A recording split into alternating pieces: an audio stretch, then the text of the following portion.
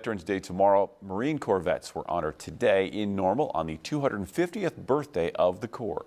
At Heartland Community College, people came together to celebrate and hear a brief history of the Marines. Decorated Army Vietnam War veteran and former prisoner of war, Major General John Borling, spoke to veterans, community members, and currently enlisted men and women about the importance of Veterans Day. He encouraged those past and current to keep marching on and to be leaders. No matter the age, no matter the infirmity, no matter your station, the country is still counting on us vets. Let's make sure we answer the call. Let's bring it forth. We know how to do that.